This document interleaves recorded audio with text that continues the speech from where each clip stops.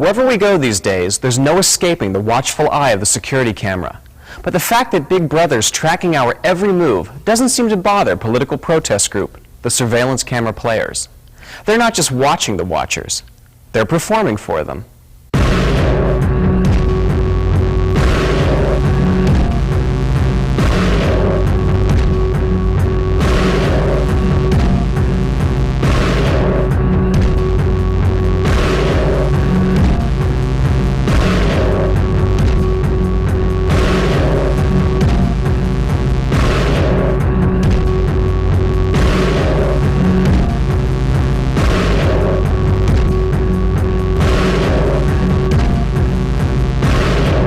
Almost all of our plays center around a board such as this, which captures as simply as possible a phrase and an image. So even if the person can't speak English, they could somehow get to the idea of what it is that we're expressing.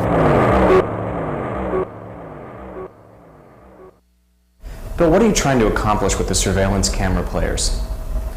We're trying to accomplish at least a couple of things at once. First and foremost, we want to stimulate a debate about whether surveillance cameras should be allowed to proliferate everywhere in city spaces.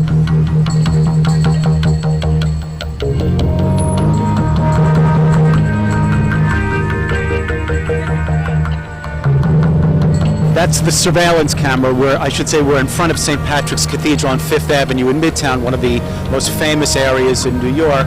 And this church, very famous church, is ringed by surveillance cameras, and the joke that this play presents is that that surveillance camera is not watched by a New York City policeman, but by God, him or herself. When we come out here, we're looking to talk to people, and even if they're hostile or they don't understand, it's very important for us to talk to them and try to make clear what it is that we're doing here.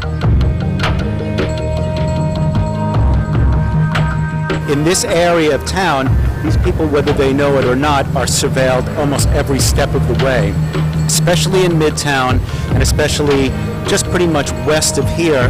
There are about 139 cameras in a 10 block by 10 block range, which means that the average person here, and just walking from here to the subway or the car or a cab, would be seen by at least 2 or 3 different systems. And it's important to at least alert them to that fact.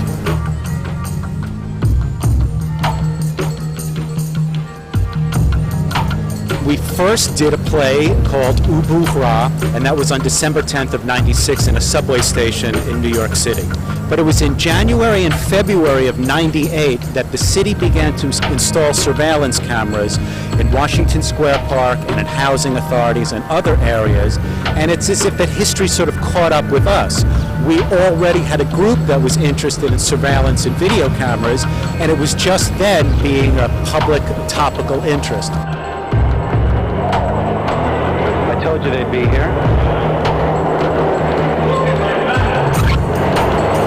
You're here for the commercial break.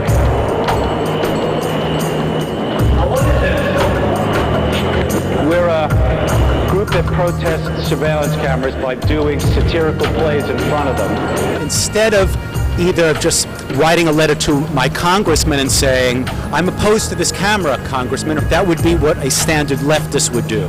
An anarchist might climb up here at night and destroy the surveillance camera. In between those two extremes, and I consider both sorts of behavior really rather extreme and both rather ineffective ultimately, we're in the middle. We're taking a tool that we consider oppressive, an aspect of totalitarianism, and diverting it for means that are pleasurable and subversive. It goes back to being a surveillance camera when we're done. Now, wasn't that exciting? I hope you got all of that. You got that and more.